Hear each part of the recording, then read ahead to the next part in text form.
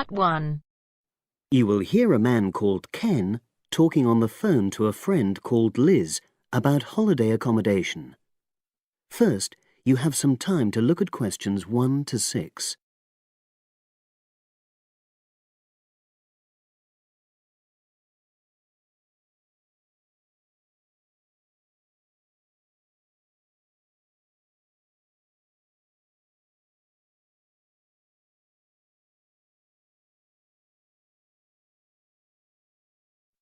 Now we shall begin. You should answer the questions as you listen because you will not hear the recording a second time. Listen carefully and answer questions 1 to 6.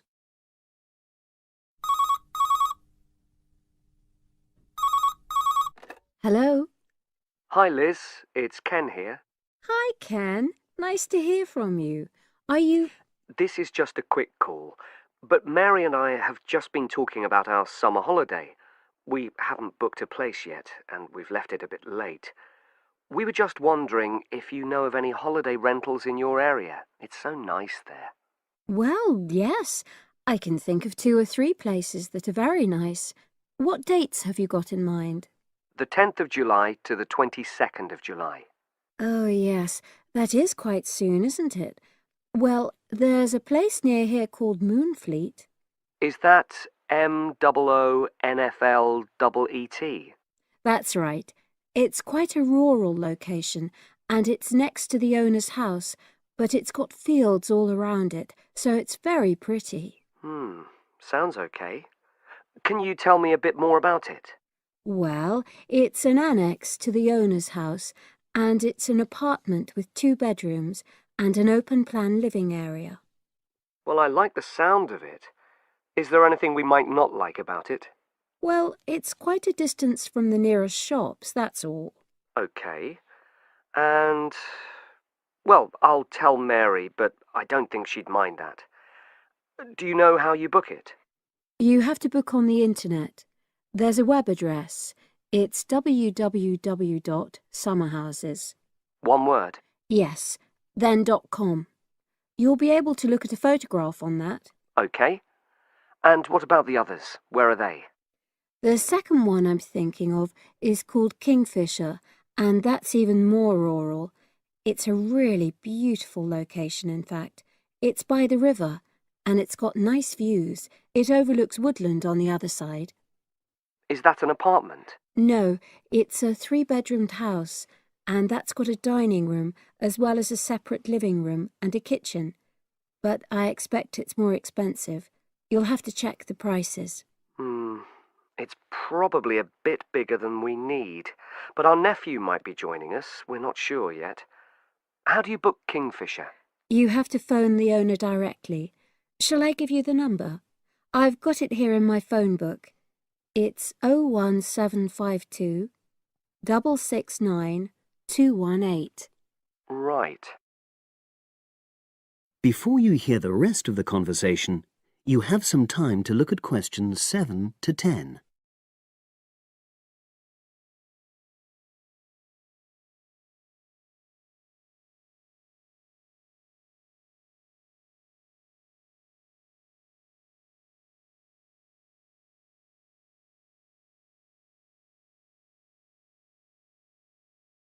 Now listen and answer questions 7 to 10. And you mentioned a third place? Yes, there's a house that my sister stayed in last year. It's called Sunnybanks. Nice name. And the location of that one is rather different. It's in the centre of a village, but it's a very small and quaint place. Did your sister like it? Oh, yes. It's by the sea, so her children really loved it. What's the accommodation like? I'm not sure about the number of rooms, because I haven't been in it myself, but I think she said it's quite spacious, and I know it's got its own garden. It's not very big, but it's not shared with anyone else, and it's supposed to be very pretty. Any snags? Problems?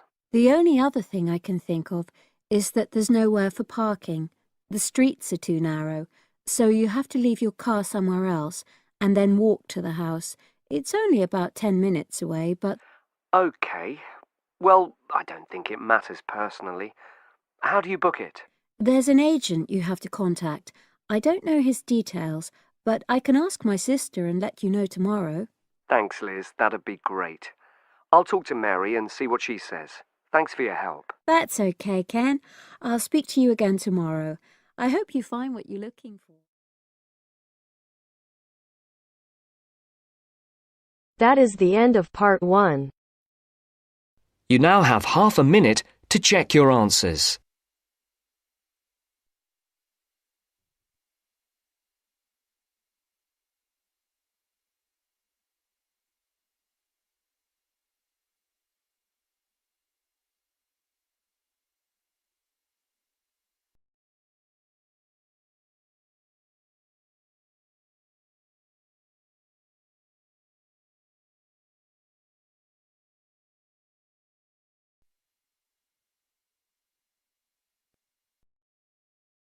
Now turns to part 2.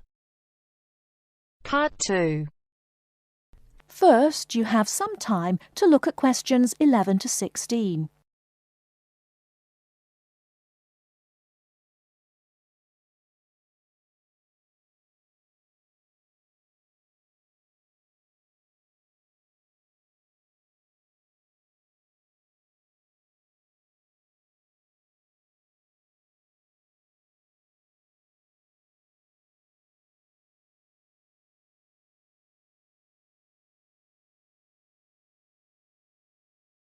Now, listen carefully and answer questions 11 to 16. I'm here today with Helen Warner, who has been a vegetarian for many years and is going to talk a little about vegetarianism. Helen, the concept of vegetarianism seems to have interested a number of our listeners, who have sent in some questions. To begin, what made you want to become a vegetarian? Well, when I was 16, I had friends who were vegetarian and they introduced me to the idea. My parents were typical of their generation and ate meat at least 3 or 4 times a week, so I didn't really think about it too much until a few years later. It was while I was at university that I really thought about it and decided that it was unfair to eat meat when there are so many alternatives available. Is there anything you miss about not eating meat? No, not really. As I said, there are so many substitutes available these days, perhaps the most important of which comes from the soya bean. Soya is so versatile and is the staple substitute for most vegetarians. So what about the nutritional value of vegetarian food? Isn't it true that there are some vitamins that you can't get from soya or vegetables alone? Surely people need these vitamins. Yes, that's correct. But actually there is only one vital vitamin that is only present in meat. That's vitamin B12. Most vegetarians are aware of the implication of this and actually take B12 supplement in the form of tablets. Of course, the way you cook vegetables is also very important in preserving vitamins. Many countries, particularly the UK, have a reputation for overcooking vegetables. Water-soluble vitamins, where the vitamins are dissolved into the water, are often lost. Vitamin C is a common example. However, the loss of vitamins can be avoided by microwaving or steaming vegetables, which is what I do whenever I cook. Some people don't want to change their cooking habits too much, so if you do boil them, simply cut down on the cooking time. So a vegetarian diet is fairly healthy then? Oh yes. A lot of people believe that vegetarianism is unhealthy, but that's actually not the case. Vegetarians are actually considerably healthier than many meat eaters. Consider for a minute the health aspects of the incredible amount of meat this country and others like it consume. The statistics for beef eating, for example, are quite frightening. The world figure for beef consumption is slightly less than 11 kilograms per person each year. Yet in Europe, the average consumption is nearly double that at 21 kilos per person. And in the USA, it is even worse, with the average person eating 44 kilograms of beef every year.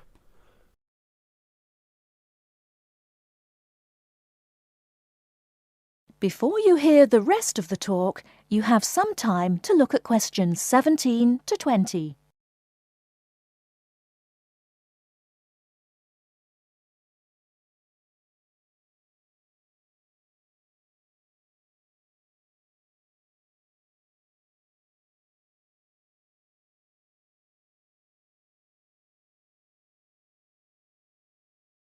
Now listen and answer questions 17 to 20. So are you suggesting that people stop eating meat altogether and everyone adopts a vegetarian lifestyle? No, not at all. Even in the healthiest diets, there is still a place for meat, but it should be eaten in moderation. Many nutritionists think of foods in terms of a pyramid, with the foods we can eat relatively freely at the bottom and the foods we should carefully restrict at the top. The majority of our diet should be composed of cereals, which would go on the bottom row of the pyramid. In this category could also be included such things as rice and pasta. Next, a good diet is followed by a roughly equal amount of vegetables and fruit. I have at least 2 servings a day of fruit and vegetables whenever possible. In decreasing quantities, you can then eat dairy foods, eggs, cheese, etc. Almost at the top of the food pyramid comes fish, carefully prepared of course, not dripping in oil or batter, and white meat. Chicken, for example, is a comparatively healthy meat, but again, a lot of this comes down to preparation methods. Right at the top of the pyramid come the ingredients of far too many Western meals, red meat and potatoes. It is particularly in that area that I would suggest moderation. Well, thank you very much, Helen. I'm sure that a lot of listeners are interested in your views.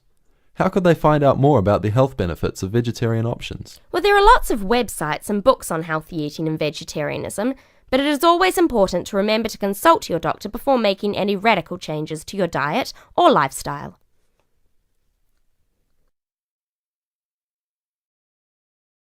That is the end of part 2. You now have half a minute to check your answers.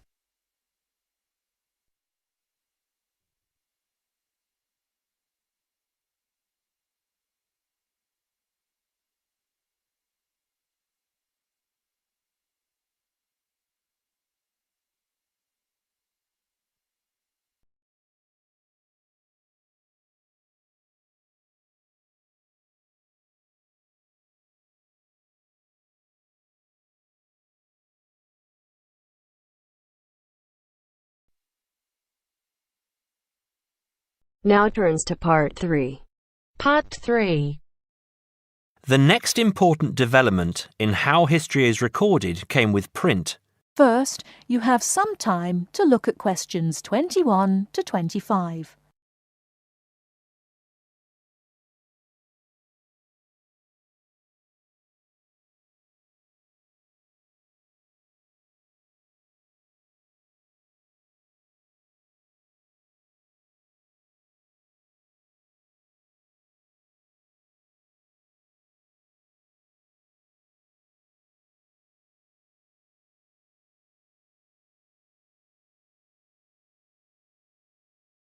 Now listen carefully and answer questions 21 to 25.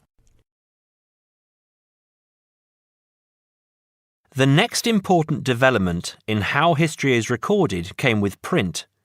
In the 8th century, the Chinese invented paper and woodblock printing. Remember that up to this time, very few people could read and write, and so only a very small number of people could understand written history. Suddenly, many books appeared, and many more people learnt to read. In the 14th century, the first printing press was invented in Germany. This reduced how long it took to produce books. The new printing technique quickly spread to other parts of the world. More books appeared, and even more people learnt to read. The first printed newspaper appeared in 1605, and the first daily newspaper in 1702. Now, people could read news stories soon after the event happened, and every event was recorded and stored. The problem with newspaper history is that newspaper reporters could tell the stories they wanted to tell, and not necessarily the truth. Photography was the next important development. We generally agree that photography was born in 1839.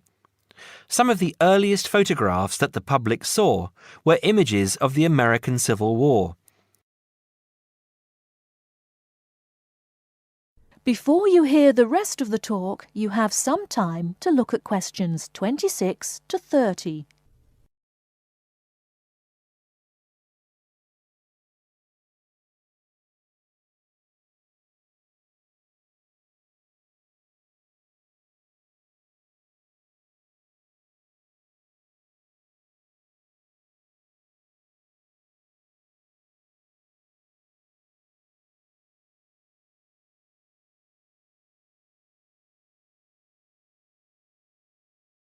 Now listen and answer questions 26 to 30. People were shocked by the photographs of dead soldiers, and for the first time saw the reality of war. By 1850, photographs appeared regularly in newspapers, and people now expected the truth. At the end of the 19th century came the first motion picture camera. Soon, history was being recorded as moving images. In the 1930s, television brought moving images into people's homes. More and more people saw history as it happened, and more history was recorded. Today, of course, we expect that every event in the world is recorded. Satellite TV and the Internet allow people to watch any event, anywhere in the world, as it happens. It doesn't matter if the TV cameras are not there. People carry around mobile phones and can record any incident and then share it online. Families have their own video cameras and record their own history.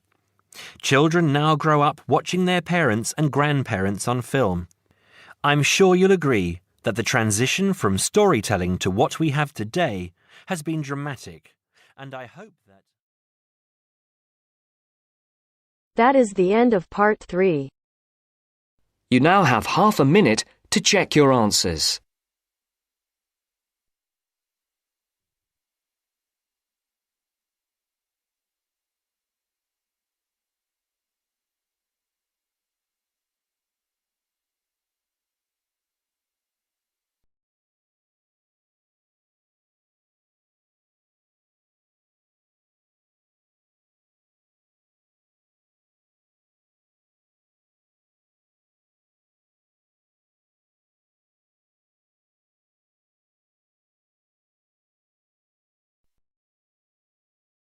Now turns to part 4. Part 4. 9. Listen to the second part of our lecture. As you listen, complete the notes below. First, you have some time to look at questions 31 to 40.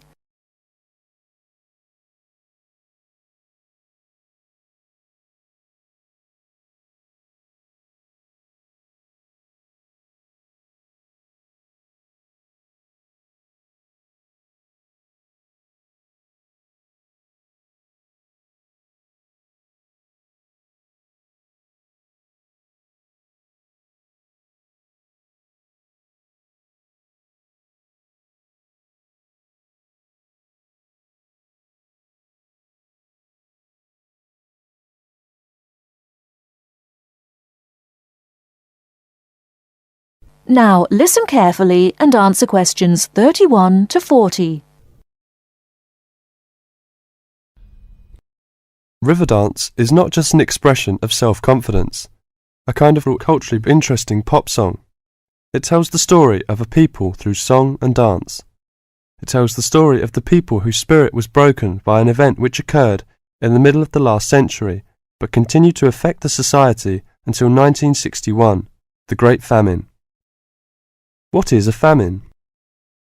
In 1840, the official population of Ireland was 8 million. They were largely poor and living in the countryside. They were beginning to have an interest in independence, and perhaps had things been different, Ireland might have been independent much earlier. But there was a serious problem in the agricultural system. All crops were grown to pay the rent of the land, and all that was grown to eat was the potato. This was fine until the potato crop failed, as it did from 1845 to 1848. The stories of what happened in those times live on in the popular culture of Ireland, and I won't tell them here, but the result was that 2 million people died or left the country by 1851. When you realise that the population continued to go down until 1961, you can realise what a disastrous effect this famine had on the people. Compared with China, imagine if the famine of 1960 reduced the population by a quarter and it kept falling to less than half of its pre-famine figure. Anybody with ideas left and went to England, America or Australia. The people left behind were broken by their experiences and, in effect, The famine and its consequences put an end to all serious development in the country until well into this century. The Irish in Ireland lost all hope and self-confidence, and much of our modern culture is about the sadness of that time and the sorrow of saying goodbye to those who left and left well into this century. Ireland has the highest emigration rate of any country in Europe for the last 2 centuries. We even have an expression for this saying goodbye. It is called the American wake. It means the ceremony, like that of a funeral for someone going to America, because you will never see him or her again. Do you know why there is Irish music on the film Titanic? It is because most of the people killed were Irish. The leaving continued until the 1970s because independence in 1921 was followed by a civil war and an economic depression. Almost every family in Ireland has relatives abroad, and up to the 60s in some places, of a class of 30 graduating from high school all left. Along the west coast, closed-up houses from that time falling into ruin are still common. That is the end of part 4. You now have half a minute to check your answers.